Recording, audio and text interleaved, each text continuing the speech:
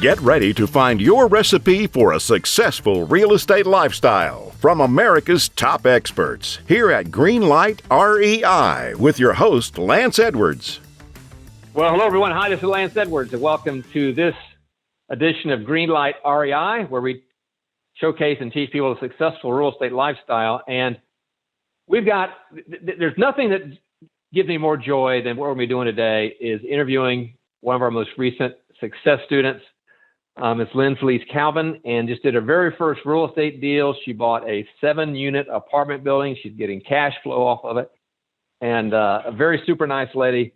And we're going to be chatting with her today about this. So, Lyn Felice, welcome to Greenlight REI. Thank you, Lance. Thanks for having me. And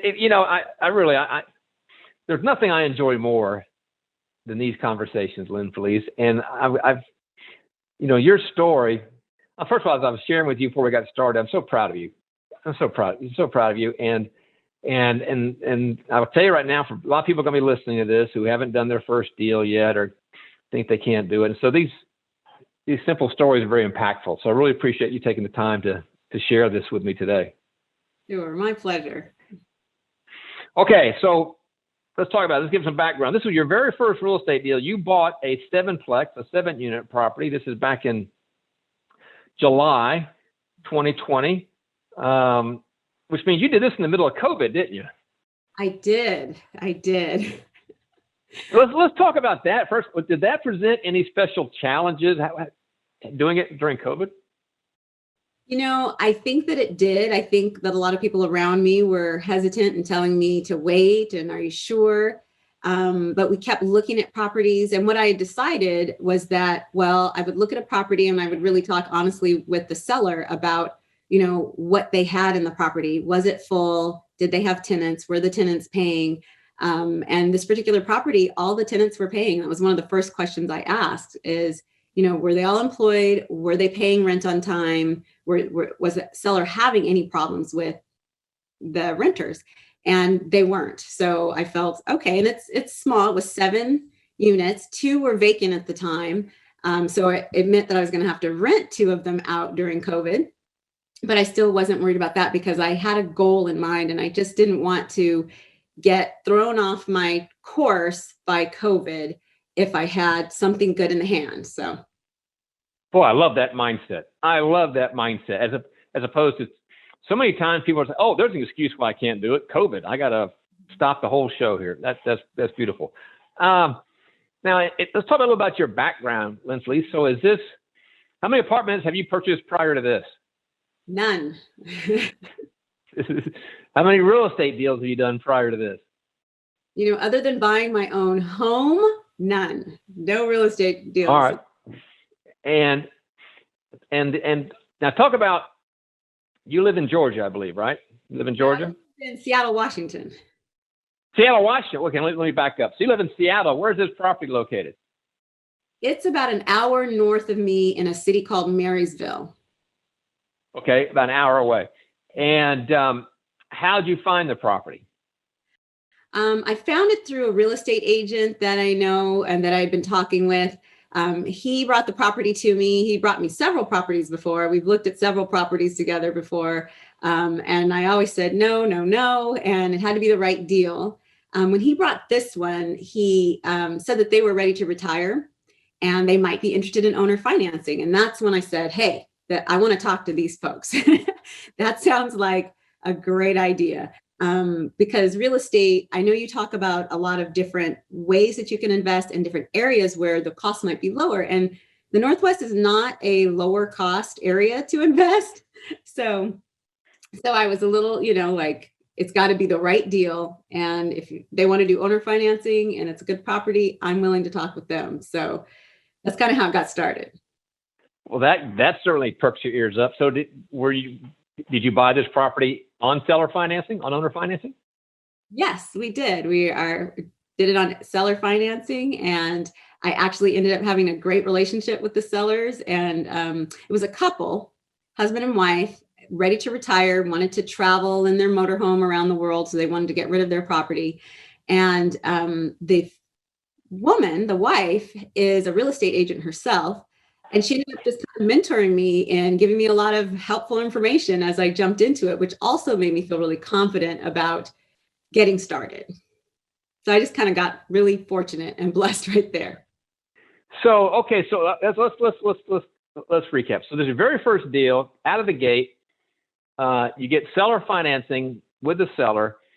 And a lot of people, we got to talk about this. A lot of people, including me when I was getting started, the question I used to always ask, why would anybody sell on seller financing? Why? Why would they do this? So can you address that?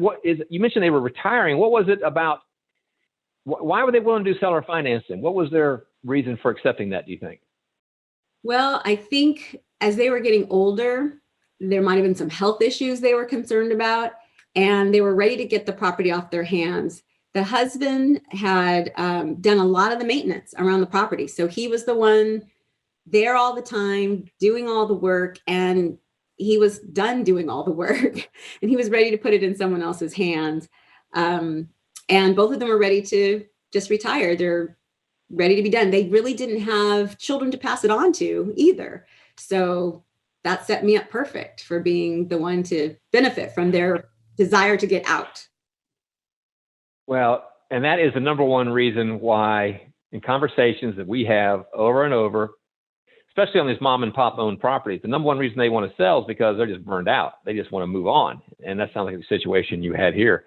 So who's doing the management for you on this sevenplex now that you own it? Well, when I first took ownership, I was so excited to have a property and that I had done it, that I was there like all the time. I couldn't wait to like paint stuff. And I'm kind of a handy-mandy kind of person. So I was over there painting things and nailing things up and finding out what needed to be fixed. And my team kept telling me, remember Lance said you need a property manager. You need to get a property manager. So I finally got a property management company. So I have a company that manages the property, but we work a lot in partnership. And so if I want to go down there and paint something, I can. And so it doesn't take that fun part out for me, but it takes the burden off. I don't have to. Someone else can do it. I do have a team that's setting up the property for when it needs to be rented out and taking care of all of the business and then just consulting me on it. So it's been great. Well, I guess I'll give you a pass on that. If it is a creative outlet for you to run down there and paint it, I guess I'll let you get by with that. But other than that, there's no reason you need to be running down to that property. I don't want you to become the burned out landlord who's looking to sell. Imagine this thing. All right. Okay, so you own this building. You got it under professional management, and you got seller financing on it. And so I guess in the terms of the deal, was there a down payment? Was 100% seller financing, or did you need to put up some cash up front? I did put up cash up front. We put $100,000 down, and that was what we had to put down. So that was what they agreed to. It was great. All right. And now this property, like you said, this is not a inexpensive part of the country where you're buying this property in. So with these are higher priced properties.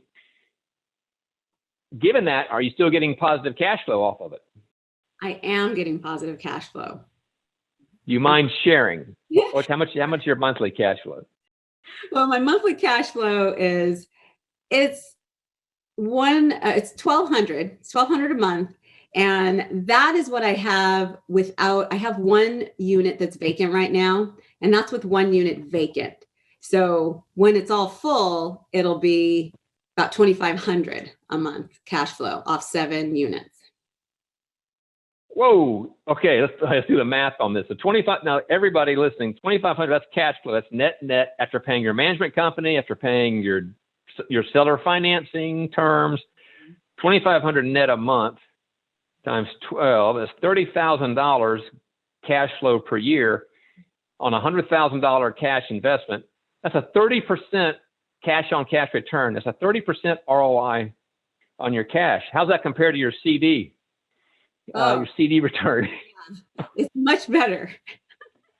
And I feel like I have control over it, right? I have the power. I own it. It's mine. I say, what happens to it, where it goes. And so I love it. Yeah, it's very good. And is this a pretty property in a pretty area, or is this more of a Class C property in a so-so area? How would you describe it? The Class C property in a so-so area, kind of an older neighborhood where there are some older people who really kept their properties up really nicely, and then some that haven't. So it's a mixture of things. And when I took over the property, I did do some improvements right away. I talked about painting. I didn't paint a lot. I did little painting, but I did hire a painter to come in and totally paint the one of these buildings on the property.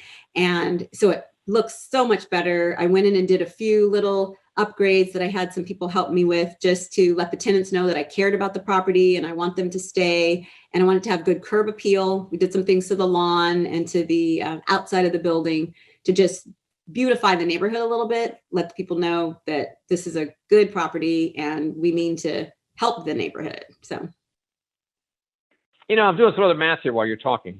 I'm thinking about this. If you've got a 30% cash on cash return, plus you're paying down your mortgage every month, you're paying the principal down. So you're getting, usually that's about another 6% return, ROI. Plus, are you bumping the rents? Are you planning to bump the rents? I am planning to bump the rent once COVID is over and the moratorium is over. In Washington, we've got this moratorium. I guess maybe that's all over the country. We can't touch the rents. We can't charge late fees or anything. Luckily, like I said, all my tenants pay on time, and they're really great tenants. But once the moratorium ends, I do have a couple people who have been in there with rents that are way too low. So I'll be able to bump those rents. And when people move out, I'll be able to upgrade some of the units that need a little updating and bump rents there. All right. So that's, as soon as you bump rents, that drives the value up. And so let's say there's another 10%. So, you're looking at 40+% annual return on your $100,000 in this little 7-plex. That's not bad, young lady. That's not shabby at all. Thank you. On a physical asset. All right, so you got this great deal in place. I'm so super proud of you. So, here's the question: did you face any obstacles? Did you face any challenges? What can you tell us about that in getting this deal done? Well, I don't think there were a lot of obstacles because they agreed to what we wanted. And when we had the inspector go through and look at the building, there were a lot of things that did need some upgrades. Like it needed a new roof. It didn't have gutters. But I'm not even talking about obstacles because those actually worked out great. The seller agreed to fix everything that we asked them to fix. They put a new roof on the building. They put the gutters up. Oh my. They fixed whatever electrical issues that we, found. So they did everything we wanted. So that there weren't even any problems there. I think the only thing is that because it was an older building, I wanted to make sure that I knew everything that had transpired and that it was a good deal. And I wasn't going to, buy this property and suddenly, the floor was going to fall out of a unit or something. So just checking and making sure that everything was in order, I think was my only concern. And I felt like because the owners had held it for a long time and they'd owned it for so long and done so much to it, they kind of felt very personal about it. So sometimes I'd ask a question and they go, "Oh yeah, it's fine," or "I did this," or "You can do that." They were I was like, "No, that's not a good enough answer. I need an answer to this question." So, but they were great people. They just were so comfortable with their property. So the only obstacle was making sure that I just got all of the information I needed on the property. All right, so let's talk about the big one. The big one. The 4-letter word begins with F. So, did you face any fear? This is your first apartment deal. Did you face any fear in getting this deal done? Talk about that. Oh heck yeah! Like I wish I could say I did, but I was concerned that I'd fail. I was concerned that I wouldn't understand all the terms. I was concerned that I would buy a lemon. And actually, as the deal got closer to being finalized, I lost a lot of sleep the nights before, just thinking, tossing turn, like, is this the right deal? Is this where I want to put my money? Am I doing the right thing? Just kind of second guessing myself. But I knew it was right. I knew in my gut that it was a good deal. And so I just had to face the fear and just do it anyway. And I remember sitting at the table with the notary. It was a travel notary that brought all the documents over, and it was just me. My husband wasn't there. It was just me and this notary. It was my deal, my apartment. And I was so nervous as I'm signing all these papers. But I did it. I pushed through the fear, got it done. And I felt great once I did it. I never had any buyer's remorse, never looked back. So here's the question. So you got the fear up until the point of closing. When you sign the paperwork, you close, you own it. How did your belief system, how did your thought process, how did your belief system, how did your mindset shift, say, a moment after you closed? Mm-hmm. Did you change in terms of your thoughts? Always curious about this. Well, I think my first thought was, wow, I didn't die. I didn't have a heart attack. Like, it didn't kill me. The world did not come to an end, huh? Exactly. Nothing shook the bill, everything was fine. I guess whatever your worst fears are, they weren't realized. I mean, everything was fine. And I think the shift in my mindset was like, wow, I did it. I can do this. And it wasn't that hard. Anyone can do this. I fought through the fear. I pushed through whatever anxiety and doubt I had about it to just get it done. And I realized, wow, I can do this. If I can do this once, I can do it again and again and again. So that was kind of how my mindset changed after I actually completed it, because, and I have to add to that I've never taken a real estate course before, but I've been to, motivational things where they say, you can do this. It's about mindset, and you have the piece about mindset. And that's a very important piece of this. But what goes along with that mindset is that the program lays out all the steps. So not only did I have the mindset to say, I've got to change my mindset to believe that I can do this, but not only is it just believing you can do this, now I have the steps. I have something in my hands that tells me what to do next. So that's a great point. So the fact that you had, and what I love about this, Lyn Felice, you're working on your mindset, but you also have, a system. How important of having the system was that to you, and you think in your confidence building and getting you through this first deal? Really important, because I've often thought I'm going to do something great. And then I thought, okay, well, what is that great thing going to be? What does it look like? What are the tangible parts of it? I'm kind of a concrete person. I need to know, what does it look like? What do I do next? And so the mindset was very important, but having the steps and the tools to put into place was equally as important. And one of the things I think you said either in the book or during the boot camp or in one of the parts of your materials, you talked about knowledge, and the more that you know, it takes away the fear. So if you know a lot, then it takes away the fear, but that doesn't mean you can know a lot and not act. You have to know a lot, but then you have to act, and you have to do something. Put that knowledge into action. But the more you know, the less you fear. So every time I felt like I was getting afraid or worried about something or not knowing what to do, I would go back to the materials and reread through. Okay, well, this is the next step. Well, this is what I do next. Well, this is how I know if it's a good deal. Well, this is where I plug in some numbers. Well, this is how I make this decision. This is beautiful. And so you've got this first deal under your belt. So what's next for your business? What's next for you in real estate? So next, how do you think now? Another building, which I'm planning to do that in March. I'm actually just waiting a little bit, not afraid of COVID, but just waiting a little bit to see what happens, and gathering my funds together. So in March, we're planning to buy another property. I don't know if it'll be in state or out of state, but that's the plan, to keep acquiring property. You think it's likely going to be bigger than your 7 units? What are your thoughts about that? I'd like it to be a 16 plex, 16 or more is kind of what my goal is. But I've also not turned down the idea of like a 4-plex, which I know is not a commercial property, but in the Northwest, there is a lot of revenue to be made even from a 4-plex here because of the way property values are. So I'm leaving the door open. That's beautiful. And so you're moving forward with your business, and this has all been part-time, right? You just do this on the side, correct? Right. Mhm. What is your full-time occupation? How do you spend the bulk of your day? Well, the bulk of my day is spent during being a church administrator. So I do church administration for the church that my husband and I kind of pastor together. And then I do other hobbies that I enjoy doing. So I have a lot of time to do things. So I do a lot of different things, but mainly it's the church administration and then doing the real estate and taking guitar lessons, learning to play the guitar, and I do a little woodworking. So, but those are kind of hobbies, but I have kind of a lot of time to do different things. But this was strictly a part-time thing. This real estate deal was a part-time gig, basically. Yeah, it did not take very much of my time. Honestly, I probably should have put in more time based on what I know from the boot camp materials that I have. I could be doing a lot more. But with the time that I gave to it, it yielded exactly what I wanted for my lifestyle for this time in my life.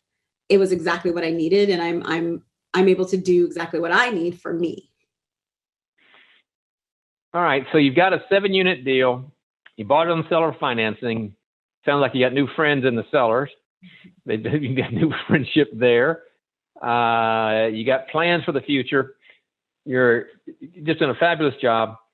So the people listening to this, Lyn Felice, and they're going to be where you were a few months ago, right? Wondering, can I do this? Can I do this for myself? So having gone through this process, and also because you're naturally pastoral, it sounds like you tend to want to take care of your flock. From this experience, what is the single most important thing you learned? What's the single most important thing you want to share to people who are coming behind you, thinking about, hey, can I really do this? What would you share with them? I would say follow the steps and trust the process that the program lays out, because it's so good and it doesn't leave any questions as far as what you should do next, because it's all laid out.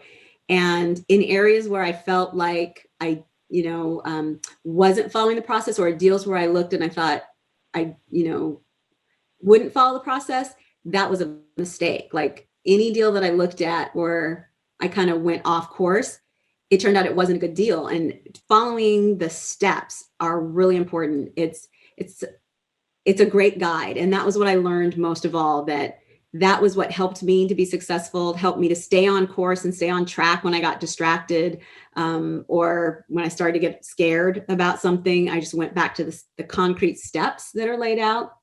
That was probably the single most important thing. Secondary to that, I would say, you cannot let fear get you. You've got to face the fear and do it anyway. The fear might be there, but don't let that be the thing that keeps you from moving forward. You have to feel the fear and do it anyway. It's like if you're standing at the top of a high dive, I don't know anyone who stands at the top of a high dive, if they're willing to get up there, they're still going to be afraid, but you jump off and it's this great thrilling dive, right? Maybe not everybody feels that way, but you've got to face the fear and you've got to just dive in anyway, and the water's fine. Well said. Well said. Yeah, take the leap. Mm-hmm. Take the leap. Well, this is Lyn Felice Calvin, apartment entrepreneur, excellent. And their first 7-unit deal, throwing off $1,200 per month cash flow, on its way to $2,500 per month with a huge ROI, and building now on her way to get more apartment deals.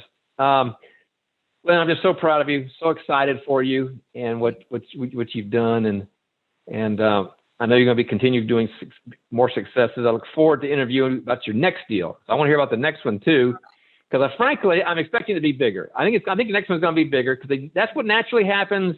You start stretching the envelope, because if you can do 7, you can do 70. You can certainly do 16.